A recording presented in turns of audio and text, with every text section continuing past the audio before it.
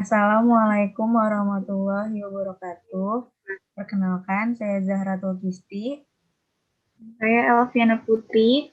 Kami dari kelas 6C, Manajemen Risiko, ingin menjelaskan tentang risiko kredit.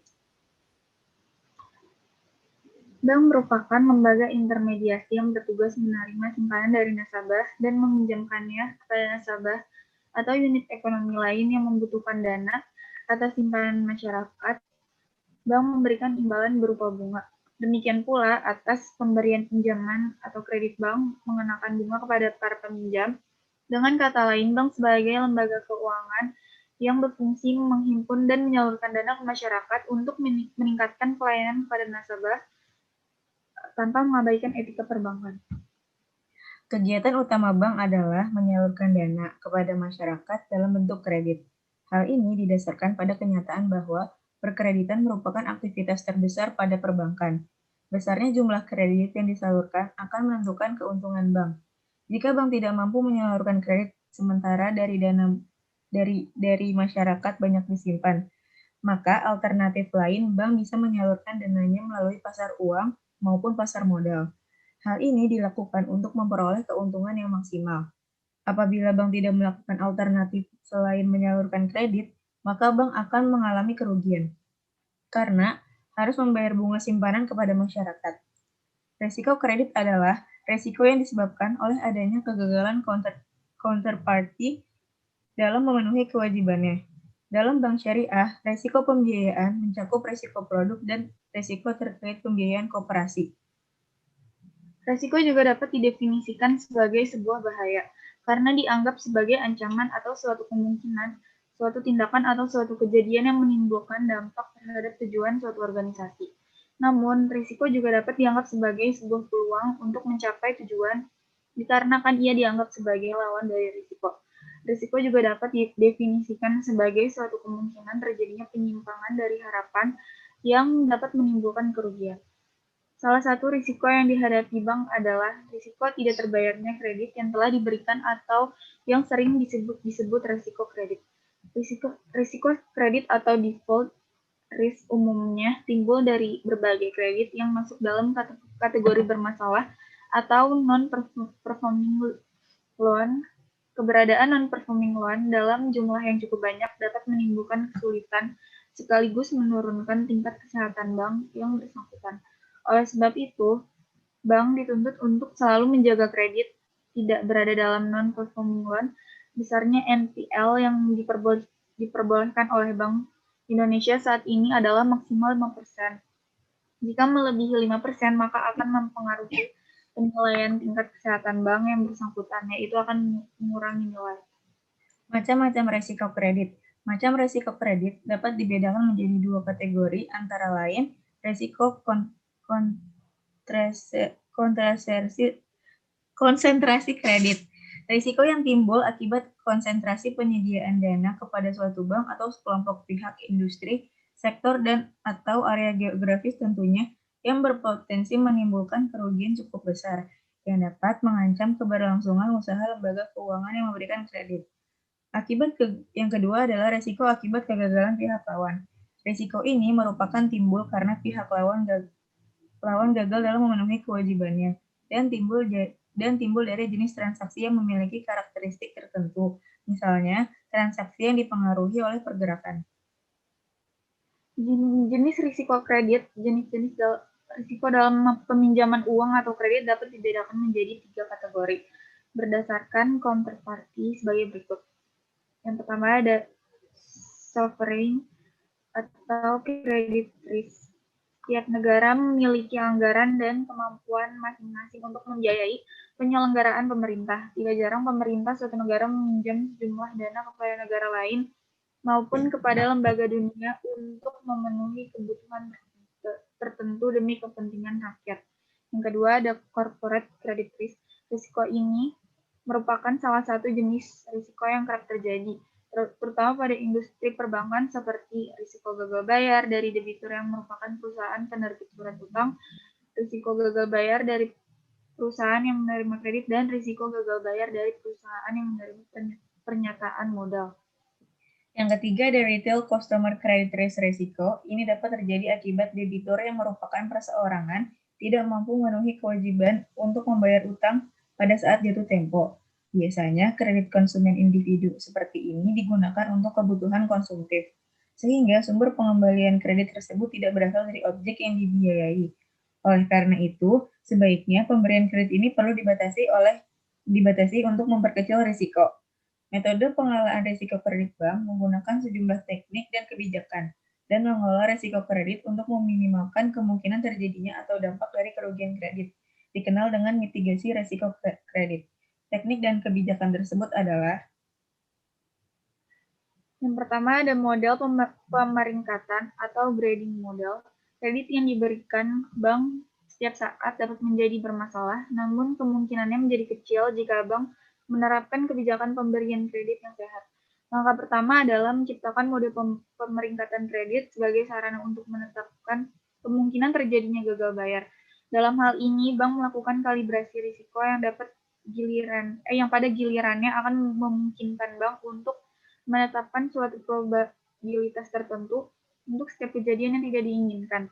Cara ini memungkinkan bank untuk memastikan bahwa portofolio kredit bank tidak terkonsentrasi pada kredit berkualitas buruk yang memiliki kemungkinan gagal bayar yang tinggi.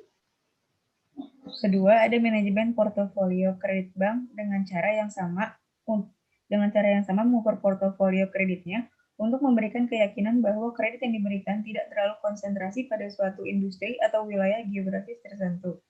Hal ini memungkinkan bank untuk melakukan diverifikasi pada portofolio kreditnya sehingga resiko terjadinya default yang bersifat sistematik dapat ditekan. Analisis seperti ini dikenal sebagai cohort analysis dan dapat digunakan baik pada kredit kooperasi maupun perorangan. Yang ketiga, ada sekuritisasi Basel II mempersyaratkan bank untuk memperkirakan dampak gejolak ekonomi dan memastikan bahwa kegiatan usahanya telah didukung dengan permodalan yang memadai untuk mengantisipasi dampak gejolak ekonomi tersebut. Selain mengalokasikan modal pada tingkat yang mencukupi, bank juga melakukan tindakan-tindakan lain untuk melindungi kegiatan usahanya. Salah satu teknik yang digunakan bank untuk melindungi dirinya dari gejolak ekonomi adalah dengan mengemas dan menjual sebagian portofolio kreditnya kepada investor dalam bentuk surat berharga. Teknik ini dikenal sebagai sekuritisasi. Sekuritisasi memungkinkan bank untuk mengurangi potensi exposure yang tinggi pada suatu jenis kredit tertentu yang menurut skenario bank menunjukkan tingkat risiko atau konsentrasi risiko yang paling tinggi. Sekuritisasi memungkinkan bank menggunakan dana yang dihasilkan dari penjualan aktiva dan menginvestasikannya pada aktiva lain yang dianggap memiliki risiko lebih rendah. Yang keempat ada peranan agunan. Agunan atau kolateral didefinisikan sebagai aktiva yang diperjanjikan oleh debitur untuk mendapatkan kredit dan dapat diambil alih dalam hal terjadi default. Agunan memiliki peranan penting dalam kebijakan pemberian kredit yang diterapkan bank. Agunan dapat memiliki bentuk yang beragam. Bentuk agunan yang paling mudah dikenali dan paling aman adalah uang tunai.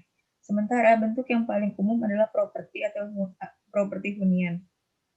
Yang kelima ada monitoring arus kas. Sebagian bank yang mengalami tingkat default yang tinggi menemukan bahwa tindakan segera terhadap situasi kredit yang memburuk dapat mengurangi permasalahan secara signifikan. Bank-bank tersebut menurunkan risiko kreditnya dengan cara membatasi tingkat exposure dan memastikan bahwa nasabah bereaksi cepat terhadap keadaan yang berubah. Beberapa model kredit memberikan perhatian khusus terhadap arus kas perusahaan dan perorangan yang tercermin dalam rekening bank mereka. Manajemen yang efisien terhadap suatu kredit yang mengalami default dapat menghasilkan pemulihan yang cukup besar dibandingkan tingkat kerugian semula. Oleh karena itu, sebagian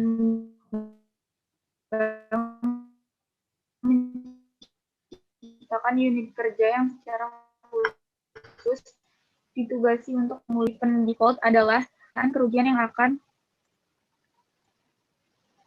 kerugian yang akan diderita oleh bank sebagai akibat terjadinya default.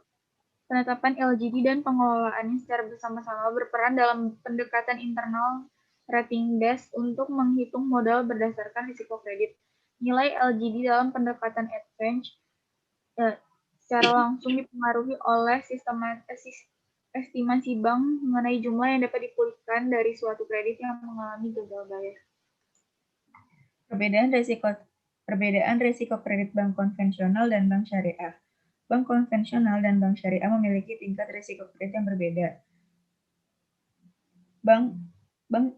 Risiko kredit bank syariah lebih besar daripada bank konvensional karena pada pihak bank syariah saling berbagi kerugian mereka dengan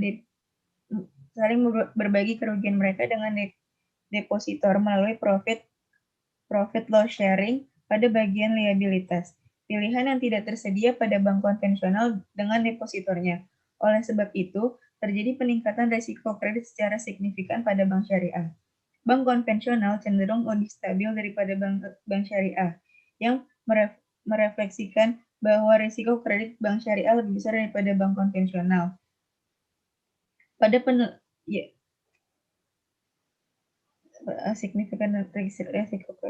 Risiko kredit bank syariah yaitu kontrak pembiayaan pada bank syariah dan pembiayaan sektor yang berisiko. Simpulan lain dari penelitian yaitu tidak ada variabel eksternal yang secara signifikan berhubungan dengan risiko kredit bank syariah. Sebaiknya, semua faktor yang diuji pada penelitian menunjukkan bahwa faktor-faktor tersebut memberikan pengaruh pada risiko kredit bank konvensional. Pada bank syariah, risiko kredit bergantung pada jenis struktur pembiayaan.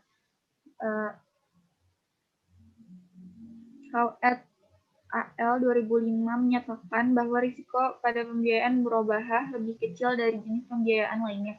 Hal ini disebabkan karena pada pembiayaan mudharabah, musyarakah dan ijarah penyedia dana meletakkan seluruh jumlah dana sama dengan opportunity cost of capital untuk sejumlah periode sampai modal kembali.